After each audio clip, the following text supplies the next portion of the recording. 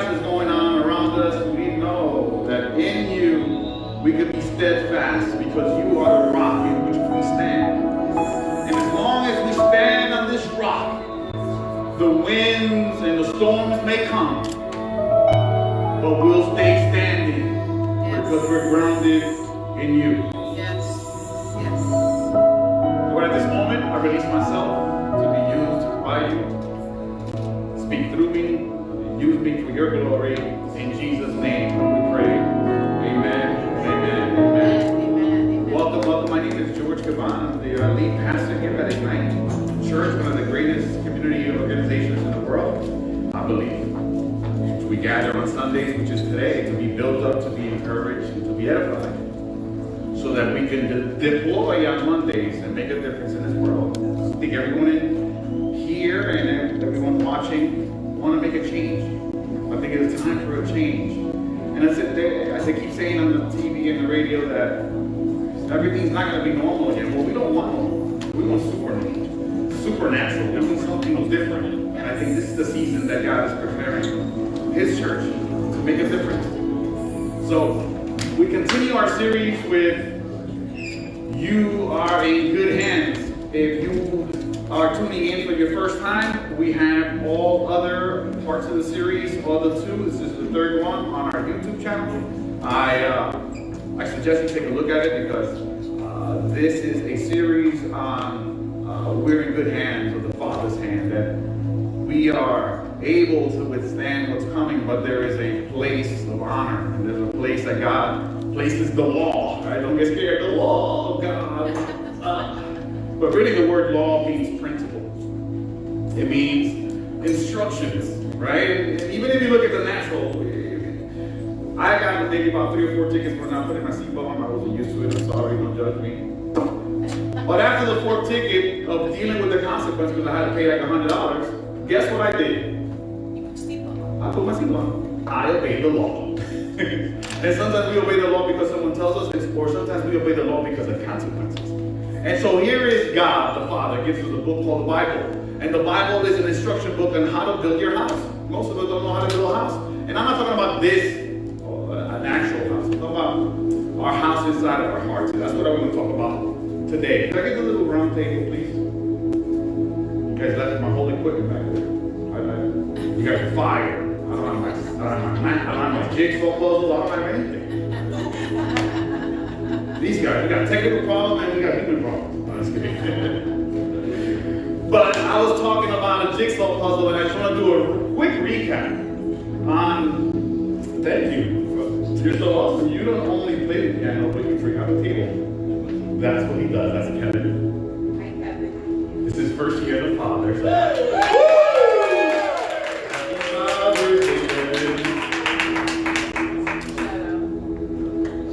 And so the series is called You're in Good Hands. Today's piece of the puzzle in the series is called The Missing Piece.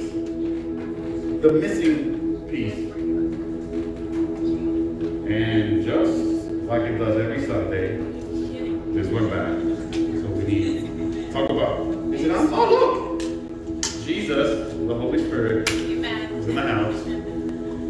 And so Father's Day. Oh, there you go. Father's Day. And we want to celebrate and honor all the fathers out there. We honor you. We love you. All the fathers in the house here today. We love you guys. Yes. You guys are standing up to lead a generation to God and encounter His presence. Amen. And so there's a couple of positions. Everybody say positions. Positions. It's things that are established, right? That a father should have, and these are very crucial. And as I was saying in the past weeks, could I get my table with my puzzle? Come on. And I just want to bring back the puzzle because life is a puzzle, right? And we're just trying to put it together. And I was saying in the earlier of the series that nobody kind of teaches us that we start with corners. Right? Nobody teaches us that we need to put boundaries. Yeah. And so, on the series, as we're going along, and I was talking about this, because I like to use things that make sense in the sense that we're like, okay, I get it what you're going, George. And so every puzzle comes with these pieces, very crucial, right? Corners. And corners are crucial because that's when you start. And then you go alongside the corners and you make your boundaries, right? Because when there is no foundation and there is no borders, then we tend to just go wayward, right? There's no place to line up a line. I don't know about you, but my mom she has something in her. She's gifted. That's right. My mom's gifted because pre-knowing God, I was like, my mom's a witch. She knows all things. Because I know if you was raised up in a Spanish home, you'd be like, no te quiero con ese. I don't want you with that guy. And you're like, that's my friend. Man, we share Jell-O together. What? There's nothing wrong with them, but you keep hanging out with them, right? Mom lays a foundation of principle, we violate it, and then we have to deal with it like mom always knew, right? And so are the things of the Father in heaven. We have a Bible, and the Bible are guidelines. They're boundaries that we don't cross, and if we cross, we have to deal with the consequence, right? But even in the consequences, we learn something. But I was saying how corners are important. The corners that got established is honoring mother, father. This is what this series is about. We want to go a little deeper because sometimes you don't want to go into the basement because there is no light. But when you say, Holy Spirit, come with me, He is the light to shed light on your foundation. Because sometimes broken foundations are not sturdy for God to lay on it what He wants to lay on it. And so corners are important. Here's the first corner, the cornerstone is Jesus. That's one. Mama Dukes, we got to honor Mom. You know, Mom is there. She gave us birth. And Mom is Mom, right? And I was saying how we honor Mom for a whole month and then we honor Dad for an hour. Anyway, I don't want to get back into that because I don't want to get all sentimental because it's not fair. Then just give me a tie. No, I'm just kidding. I love the tie. I don't know where ties anymore, but this one here. Woo! Let's get to this one real quick. In order for you to see the puzzle, you need another corner called Father. And this is where we want to go in a little deeper because for most of us, we live in a generation, it's called the fatherless generation, you didn't know. And fathers are so key and so important. And I was saying that even in the bad, you can find good. Why? Why is honor so important? That was the vessel God used to bring you. Like you wouldn't be in existence had it not been a person came together with your mom and that's your dad. Your dad is important. And even if he wasn't there, you can always find the good and the bad. Right? I was talking about how we keep our eyes on the crumbs and not look at the loaf, right? And so we concentrate on all the things that they're not good at and all the things they didn't do. And I'm sure that we can sit down, us together, and make maybe 10 lists of things they didn't do. But I could honor him for one thing, and that one thing will be aligning myself with God is to honor him for being my father. Whether he did, and I was sharing on my last message that God dealt with me personally, like just recently, right? Because I had a stepdad. My dad wasn't there for me. My stepdad was there, and man, did I have a list. Woo! What? He didn't do this. And God was like, okay, I want you to go a little deeper and look for the good. I'm like, there is no good. I mean, me telling God, there is no good, right? But there is good. Go look. And I started being intentional about looking, and I found him. And it revolutionized the way I looked at him because he was important in my life in many things. And we could maximize the crumbs on people that we don't get to see the loaf in them. Think about it. I don't have to tell you when someone does something, you look at someone, you look at them, you're already looking for crumbs. You on autopilot looking for crumbs. Yeah, but they did this. Yeah, he did this. You can say he did this. Yeah, but he didn't do this. We're so easily, but you know what? It takes effort for us to be intentional about looking at the loaf. Because if we look at the loaf, we're looking at the big picture. The 80-20, like I was talking about, T.D. Jakes, about 80-20. We're 80% good and we're 20% bad. But if you keep looking at my 20% crumbs, you're going to miss out on the loaf. Because you're going to always look down and looking at the crumbs and my weaknesses and not look at what I'm there for. Because God always places people in your life. And if you keep looking at the crumbs, you're not going to have anybody in your life. And then you're going to find yourself home going, I don't need nobody. That is a lie straight from the pit of hell. Because there is no I in team. Come on. Together, everyone accomplishes the mission. You need me, I need you. We need to come together because we are the body. The body's not a finger, the body is a whole picture. And when we come together, we need each other. And if the enemy can have you with the mindset that you don't need nobody, you're going to be there a long time by yourself. As a man thinks in his heart, so is he. Scripture.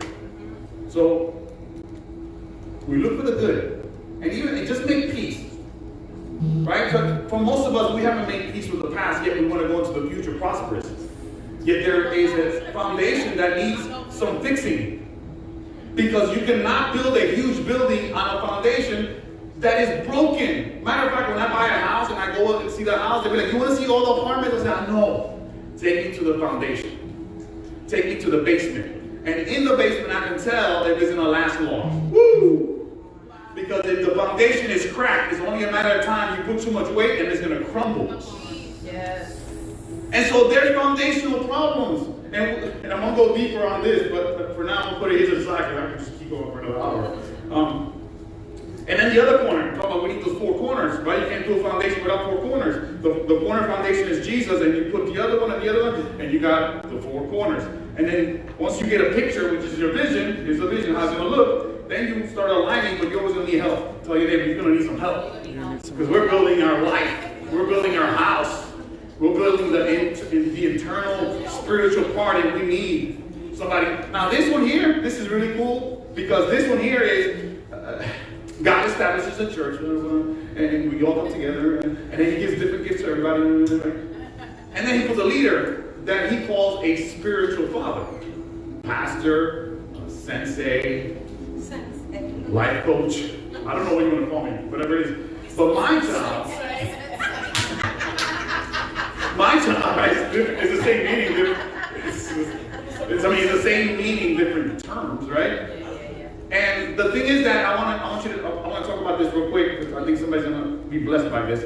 I only try to take you up a mountain that I already climbed.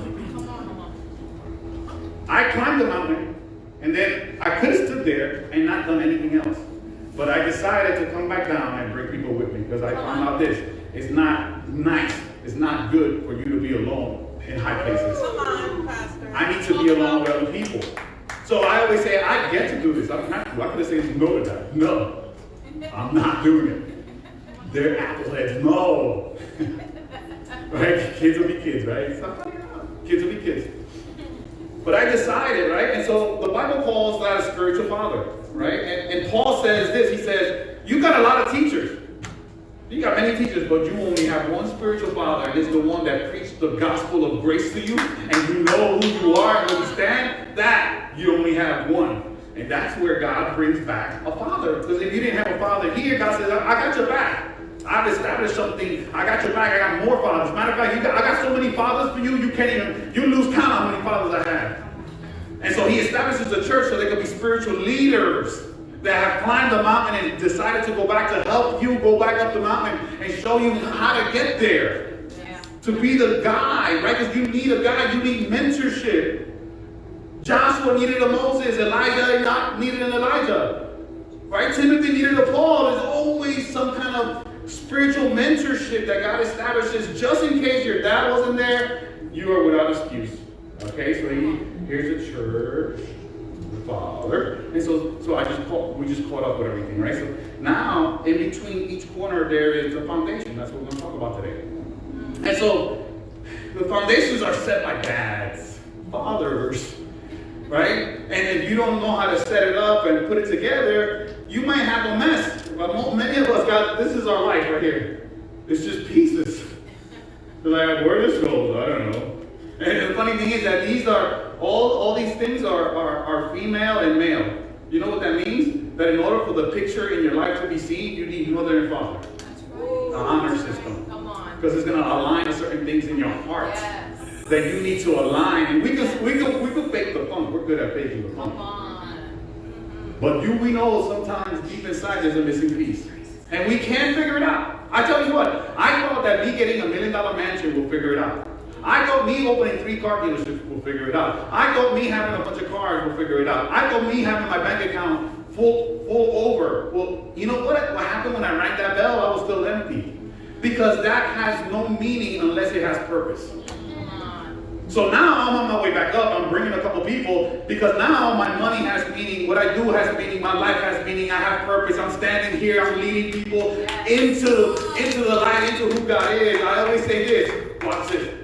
Lead the young people when they're young, and you don't have to reconstruct them when they're old. And so our notion and our heart here at Ignite is to get the young people and lead them when they're young, so that when they stand in the world, they're standing for something with purpose. Because anything you do, if it doesn't have purpose, you'll be like Forrest Gump. You're running for nothing. Yes. Forrest Gump was running. One day he stopped. He said, why am I running? I don't know why I'm running. He stopped running. And he had a bunch of people chasing him. Because if it has no purpose, then you're running in vain. Purpose. And so God establishes all these things, right? And here's the position of a father that should have been given to us, right? To me, kids are a gift, and God gives us these gifts, and it's our responsibility as fathers to establish certain things. Yes. Right? Yes. We have to set certain things, right? And he's a provider. He principles. If he was raised up with that, you know what I'm talking about. There's rules. Yeah. But these are things that are going to make your solid foundation solid. It's going to establish you when you get of age, you're not lacking anything, right? Priorities, right? How to set priorities. How to protection. Dad is a protector. Right? Anything happens in my house, Zuma don't call the cops, he calls me. Guards! Someone's knocking on the door downstairs! And I get up. Zuma, I am here. I will protect you. And if you got kids, that's true. And if you have kids, man, you don't mess with somebody's kid. No. You ever seen a mother get mad because somebody playing with their kids? And even if they were the ones that started, they'd be like, no, you didn't do that. You started it. You're like 35 years old talking to a 7-year-old. Ooh, I got you. Some of you still doing it. Don't laugh. You're laughing because you're still doing it. That gonna talk out everywhere. Okay. But this is primary for daddy. You know? Daddy he prepares you. Dad prepares you. He sets you up. There's different avenues that you got to be prepared. Financially, spiritually is number one. Your mind, right? Learning is number two. Number three is finances. How do we manage our finances? This is usually done through a father, right? And then the last is purpose. I remember speaking to a Jewish couple when I used to sell cars upstate, and they will always have like 7 to 10 kids. And I'm like, man, they got a bunch of kids. So I asked him, why do you guys have so many kids? And he says, we'll tell you what, well, we have so many kids because we don't know which one of them is going to carry the father's business. Number one. He says, number two, we don't force them to do the father's business. But our job when they're young is to make sure if someone for the father's business is great, we know all of them are not going to do it. But we encourage each one to find their own personal purpose. And what we do as fathers is that we look at them, and whatever they're good at, we push them. Right. And so if he wants to do computers, I push him, and whatever you want, let's go. That's my job as a father, is to lead them to what? To purpose, right? So a father establishes certain things, right? And so with me, I had a stepdad that I didn't come from a religious background. My notion of God was a Catholic church, and Jesus was there every Easter, and I visit him, and that was it. But you know what I realized with that simple thing my mom would take me, right? Was this, that they did a prayer. I'm sure everybody knows this prayer. Our Father, who what? So when I realized I didn't have a father, and my stepfather wasn't my father, I realized my father was in heaven. Wow. Come on. That small, listen to what I'm about to tell you. That small exposure to this truth kept me going through my years when I felt like nobody's with me. Because I would say to myself, my father is in heaven. Right? And so I was exposed to a truth that gave me some kind of purpose, right? And so in psychologists, when you go to a psychologist or a psychiatrist or any of them, that because you have external problems, you know what I found out? That they go down, you sit down, and you gotta pay them. And they'll look at you weird with a paper, and then what's going on? And you will, and when you're all done, they'll go like this. Let's talk about your childhood. Because every problem that we have as adults has a foundation problem. And you don't have to pay me $140 an hour. If you want to, you can. Just send it to my PO box. But I'm telling you that what I'm bringing here is something that is going to revolutionize your life. And I always say that a broken person cannot bring up another generation whole. The broken create the broken. And we try to do the best we can for our kids, but we need to find our own foundation first and then pour it to the next generation. I know that Sergio and my daughters, they're not going to go through what I went through because I set a platform and they've seen my lifestyle to know my God loves God, and there's some truth to that, and now they believe God, right? My son started coming to church not because I told him he had to, was because he saw the change in me. There's got to be a God because my dad changed. He went from Copacabana to church on Sunday. Like, how'd you do this? And so this is the psychologist. This is what they'll say. They'll go, fathers, like mothers, are what? Pillars in the development of a child's emotional well-being. And children look to their fathers to lay down the rules and enforce them. They also look to their fathers to provide a feeling of what? Security, both physical and emotional. This is, I'm bringing science. I'm bringing what they're saying, but God's been saying it all along. Amen. Right? They're saying, hey, if we're going to fix this problem externally, we have to go internally. And when we go internally, we got to go well. Foundation. And I'm going to lead you through those things. And they go on to say, see if I get this. It's acting up. No. That didn't work this one. Can I get slide 4? Somebody there? Oh, my clicker back. That's it. My clicker was so good. I'm like, click. I'm like, click. Now I have this. Is it on? It's not working?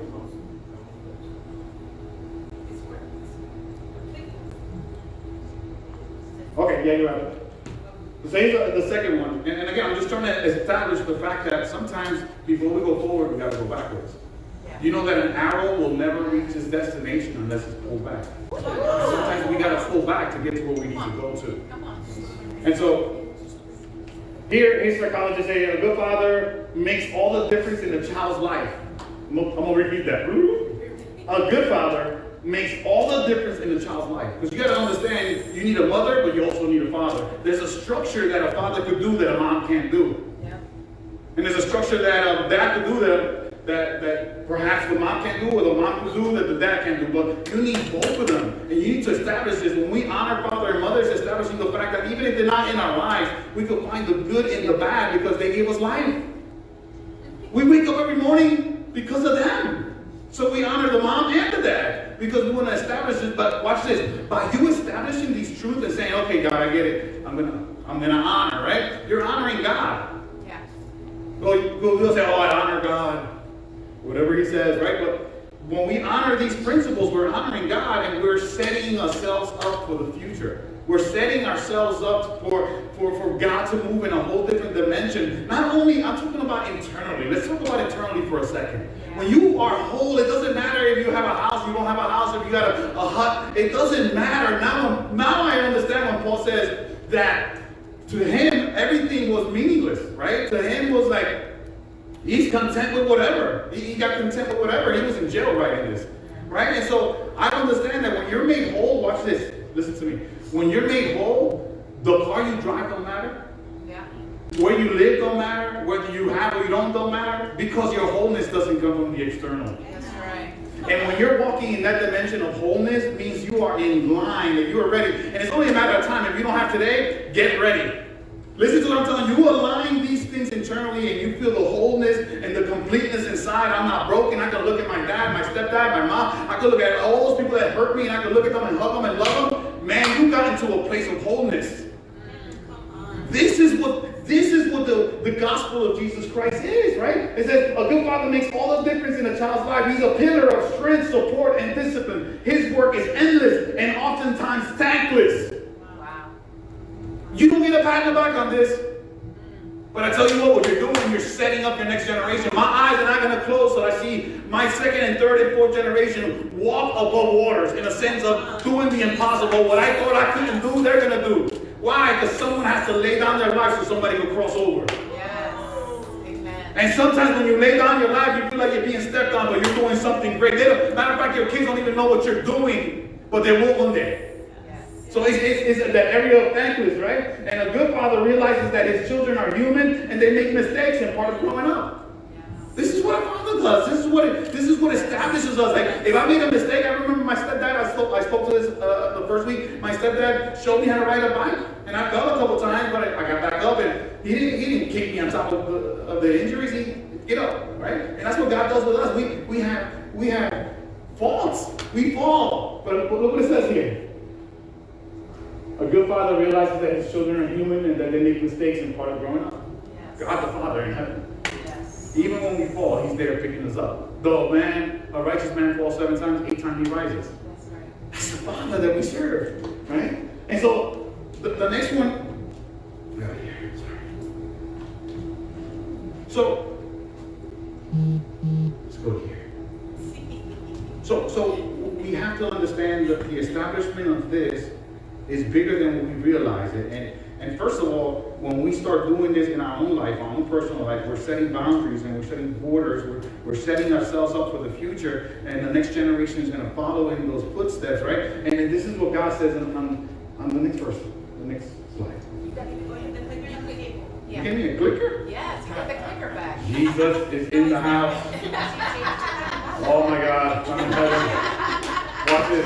Oh. Okay, focus. Right? So this is what God says. Right? It says, train up a child in the way that he should go, teaching him to what? Seek God's wisdom and will for his abilities and talents. Even when he's old, he will what? Not depart. Yes. Could I share this with you? The greatest asset that I can leave my son and my daughter is not the bunch of houses I got and everything that I own. And by the time I'm done, it'll probably be greater. That's cute. Because you have it today, it's gone tomorrow. Yes. But the greatest asset that I can leave my kids is teaching them who God is. Amen. Because long after I'm gone, they'll still be connected to him. And as long as they're connected to him, they're going to complete their purpose in life. Because we can give kids toys. We do it all the time. We give them toys, and in a day or two, they're not even playing with them anymore. Yeah. But when you give them the wisdom of God, what it is to walk with God, what it is to depend on God, what it is to pray, what it is to lay hands on things, what it is to be called a son or child, when you understand that you put these principles inside of them, you're creating a generation that's going to take over. It's a generation that will take over. So he says, hey, train them up. Train them. Discipline them in the way that he should go. Teaching them, right? And so when we do this, we're establishing groundwork. A lot of times it's like, we don't understand how it's supposed to be a father. I've heard many fathers and mothers say, I'm not ready to be a mom or dad. Many of us are not ready, but we can do it alongside others.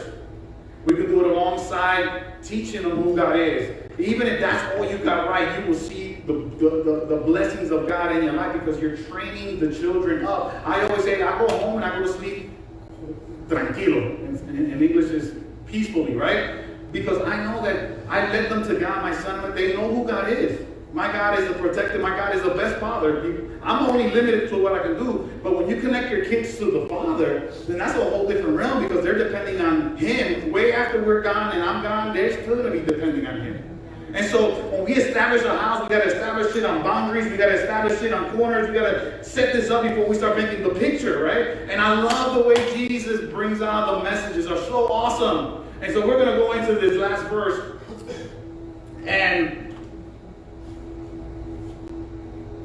it's in Matthew. It's talking about houses and it's talking about building and it's talking about establishing things. But he says it in a story. So let's read the story because this story that we're about to read about Jesus is basically everything I've been saying about setting up boundaries and setting up foundations, that you don't start building a house until the foundation's done. And you're going to spend some time going down before you go up.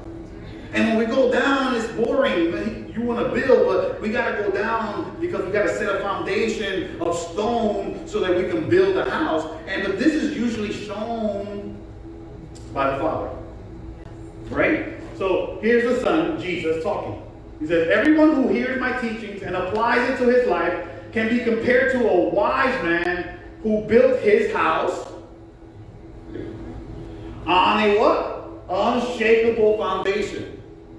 But if we're building houses, we're going to pick a rock, we're going to pick a stone. We're not going to build it on something that is shakeable, right? And it says, when the rain fell, because of, oh, this is so good. The rain is going to come. Yes. Whether you build your house on the stone or whether you build a house on the sand, just because you're serving God doesn't mean the storm is not going to come. Yes. Because I want you to understand, and I want you to change perspective on the storm. It's the storm that makes you strong. It's the process. It's the process that produces. Because we're like, oh, if everything was great, it was great. But we are being built. We're being grown, right? Because the rain and the flood's going to come, and when the fierce winds beating upon his house, it stood firm because of his what? His foundation. It wasn't how cute the bathroom was or how the living room was and the Art Deco was. That ain't sustained. Winds and storms don't care about that. Yes. But winds and storms do care about one thing that they can't overcome, is if your solid foundation is on God, you are unshakable, unmovable, and you're about to produce in your generations unshakable children. They're going to produce to another set of children. And he goes on to say the opposite. But everyone who hears my teachings and does not, so these are those that do not apply these principles that we've been teaching here. That sometimes we got to go backwards before we go forward. That sometimes we got to set our foundations to be solid before we build somebody else's foundation. Yes. Because how could I teach something I don't even figure it out myself? A lot of us say, I can't figure out my life. Nevertheless, have kids and teach them how to do life. If I don't know how to do life. And I'm telling you, I was there. Yes. I was like, what am I leaving behind? You got to ask yourself that question. And when I said that, when God started working in my life, started working deep inside my heart, the wounds of my life, He went to my foundation. Yeah. Man, and it hurts. Nobody likes to go into the basement of memories and open books that have pain. Nobody. You stay away from it. Oh, we don't go there. That's prohibited. You don't go down there. No. Because you don't want to go there because there's too much pain. And when we talk about the Father's love, the Father God, He gave us all this. He gave us fathers. He gave, right? So establish certain things. Maybe you don't even have access to your dad. Maybe your dad did some crazy stuff. But at the end of the day, man, He gave you life. Let's look at that for 1 second.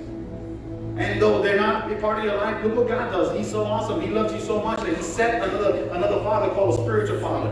And if it's not me, it's Pastor Pablo, Pastor Ed. We have a lot of pastors here that have been serving God 30, 40 years through the good and through the bad. And now the fruit of their kids are seen as they're serving and loving God. And they're teaching their kids about, man. And we are here to serve. We're here to serve. We're here to be a father to the fatherless. How about that? Abraham was called a father to a great nation. Now I get it. Duh. There's always one man that stands up for God, Abraham. And years after years after years, still, if you go to Israel right now and you ask a Jewish man, who is your father? You know what they'll say? My Jewish father is Abraham. That was 3,000 years ago. But that's the one who started it all. And so you right now, you're an Abraham generation. Woo, that's right. There's many people in here today, they're Abraham generations. That whatever you establish now, it might be tough because you're building the foundation. But sooner or later, when you build a house, and you see the next generation and you help them build their house.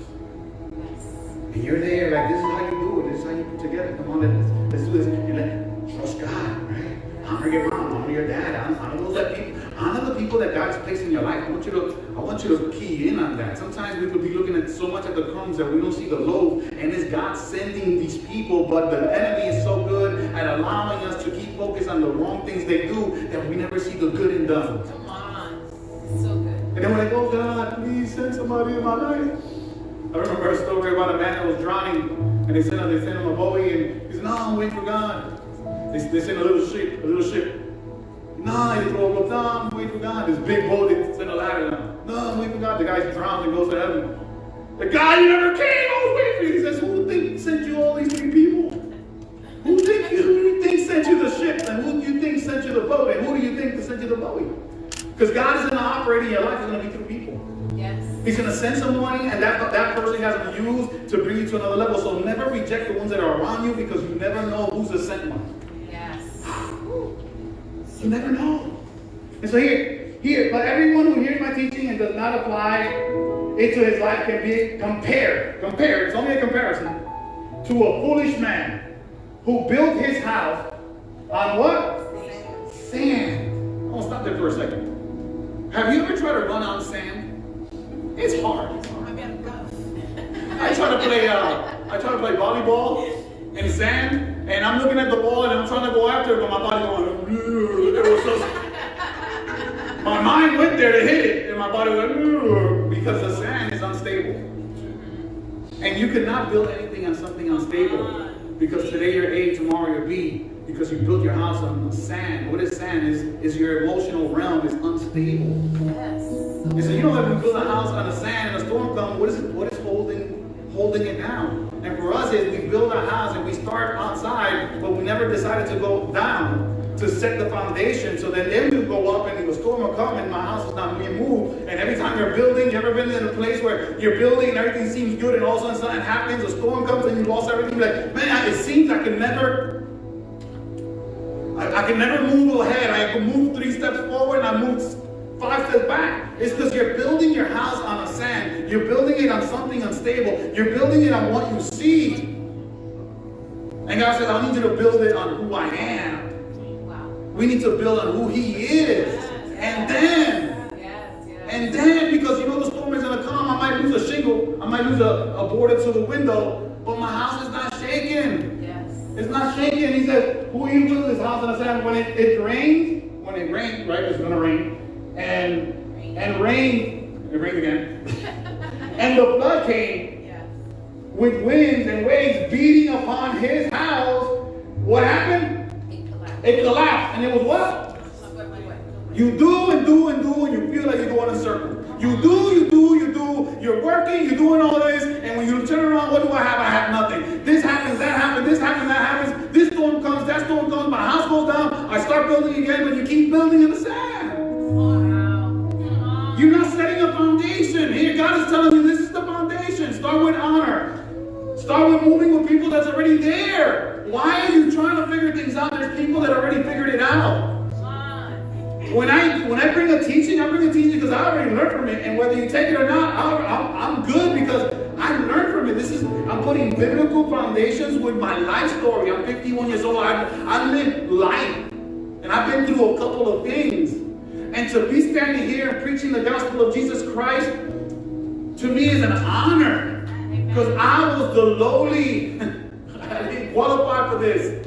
Yes. But my life journeys and my victories and killing these Goliath that were in my way gave me the strips. Well, the straps or that one.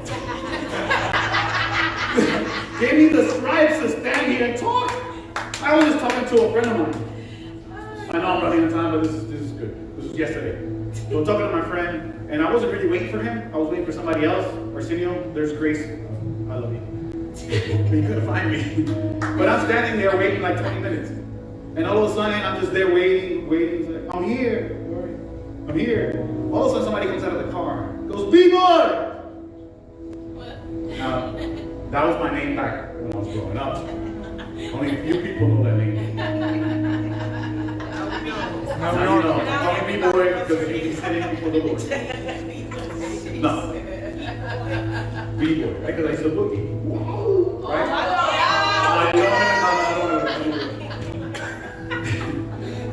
But we started, he called me, we started talking, and the other person never found me because the park is huge, I get it. And then, so we started walking. And while I'm talking and he's telling me his journeys in life, because I haven't seen him in years. And he was like, man, do you know that I used to look up to you? Because I was probably about 18, so he must have been probably 11 or 12. Back in the days, if you don't know my story, I used to be in the pharmaceutical industry. Well, the people in the urban area, you know what I'm talking about. Street pharmacy, right? My pharmacy was a little corner. So I was selling, right? And he told me this. He says, man, I looked up to you as a father, as a counselor, as a father figure. And I'm like, in my mind, I'm going, wow. I was moving people even when I didn't know, but it was for the bad. And somehow God turned it around where now I'm moving people for the good. And it's how incredible how God uses the bad to transform for the good. And we talked for about 2 or 3 hours just going back and everything that I've been preaching here was something that he was talking about how, you know, these are the memories that he has of life, and the father figures was us, me, my friend, and we failed in a sense, right? And I'm like, man, imagine how many children right now need a father figure to lead them the right way. And the funny thing is that if we don't step up now, listen to what I'm about to tell you, if we don't step up now, somebody else is going to step up and lead them the wrong way. And then we gotta reconstruct something, because what? Their house is broken. Because of what? They were building it on sand. Nothing, it wasn't stable. It was shaky. It wasn't solid. And what we get to, we're a generation, we get to honor God the Father, and we get to honor those that are around us. And you can start the worship. I want to go into one worship, but I want to finish with this. I study Jewish culture. I study Jewish culture because they figured something out. Have you ever been to Israel? Israel is about this big, but they have power all over the world.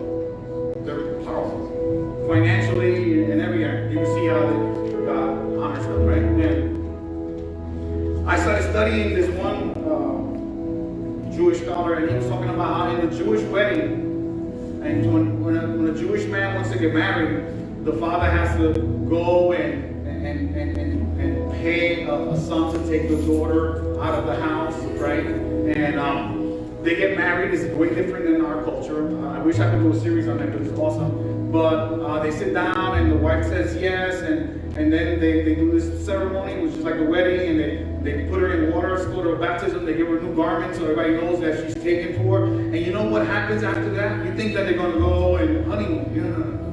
I want you to catch this. The father and the son starts building the house.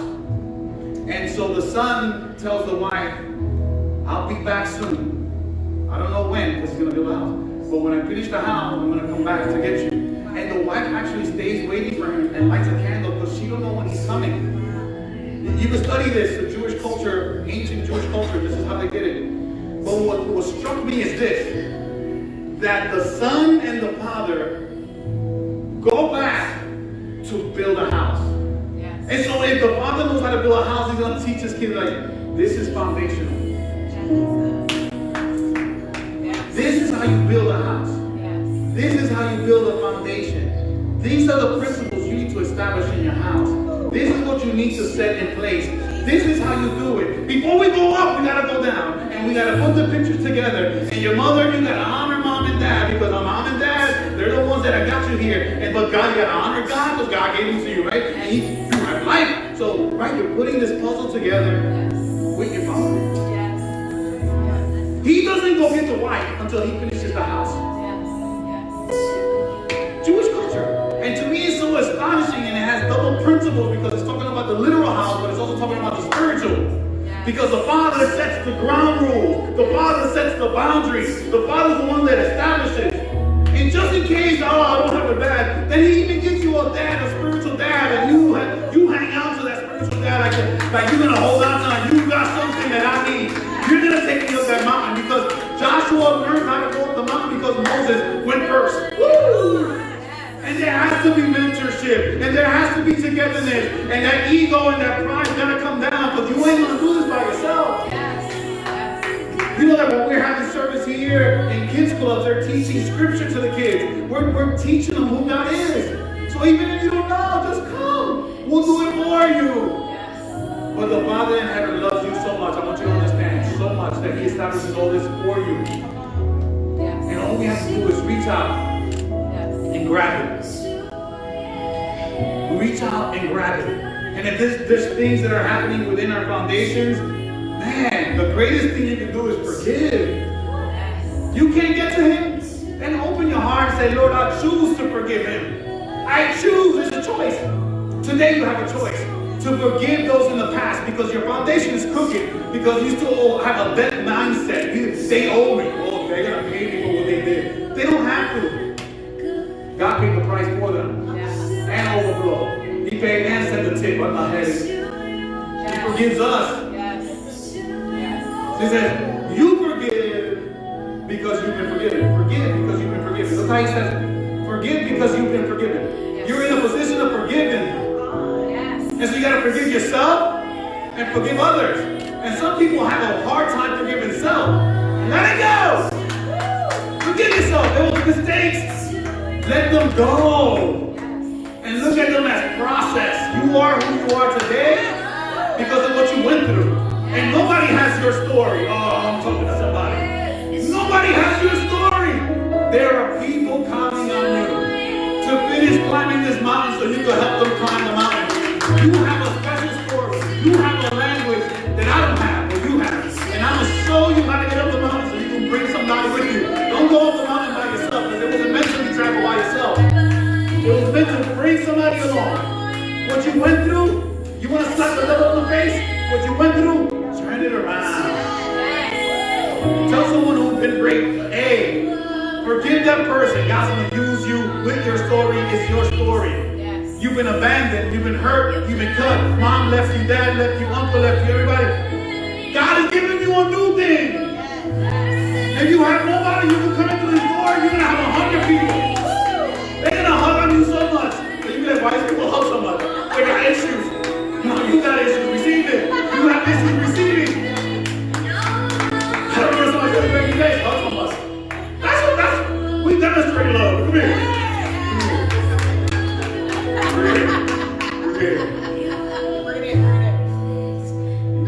So I'm going to do this prayer. And we're going to just go into this last worship. Sorry we went over on time, but that's just me. I want you to close your eyes real quick. We're going to ask the Holy Spirit to show us if there's anything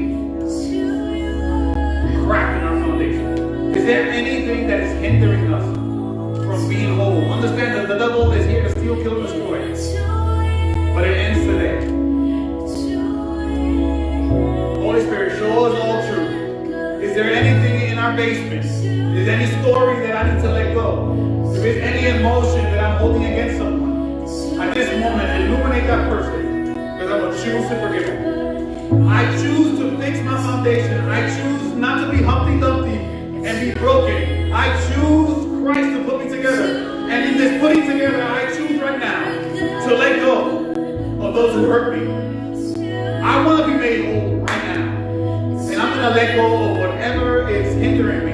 I want to take all the baggage and I'm going to drop it and leave it right in this place. Father, we thank you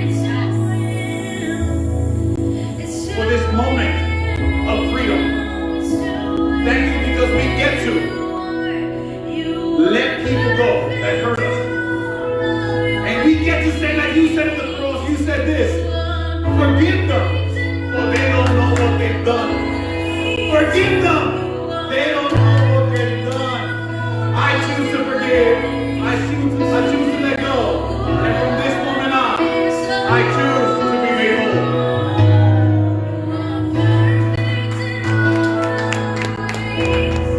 Father, we thank you for giving us this moment today to be in your presence. We thank you that we get to forgive and let go of the past, and that you make us whole right now. Yes. We thank you for wholeness right now. Yes. We thank you that only you put all the pieces together. Yes. And then we started applying and setting the principles that we're building on the stone that's unmovable. Yes. We thank you for what you're doing and what you're about to do in this generation. I thank you that as we emerge from this coronavirus, that we will never be the same again, that we will value what you place in our hands, that we will value everything we have, that we can live a fulfilled life with what we have now, and that you'll give us even more, because that's the Father you are. You're just an abounding, giving Father. And this we pray in Jesus' name. Amen, amen, amen. We love you guys. We'll see you for Checkpoint. See you Saturday. Let's talk about it. Thursday at the pit. If this is your first or second time or third time, like our page, follow us on Instagram, and subscribe to our YouTube channel if you've been blessed by this message. Share it with someone. I think this is an area that many people don't talk about it, but it needs to be said. So be blessed, and we see you next week. Thank you for tuning in. Thank you for joining us. If you were blessed, if you were encouraged, if you felt an encounter from God, we want you guys to share it with us. Just share it with us. We want to know what God is doing in your life. We want to do community with you. So thank you very much for tuning in. We also on Tuesday have our checkpoints. On Thursdays, we have our pit, which is wonderful worship. On Friday, we have another checkpoint to let you guys know what's going on. Saturday, we have a wonderful word called Let's Talk About It. We take topics and we just talk about how great God's goodness is. And on Sunday, we have our worship services. So we ask that you continue to be connected with us through Instagram, through Facebook, through YouTube. We ask you just to join us. Although you can't be here right now, because I know you want to be here, you can't be here right now, but join us online until the day comes. Because let me tell you, when that first service comes, it's going to be heaven on earth. So we thank you all for tuning in. We thank you for all the faithful givers. Thank you very much, because we could not do this without you. And we want to say God bless you and God keep you.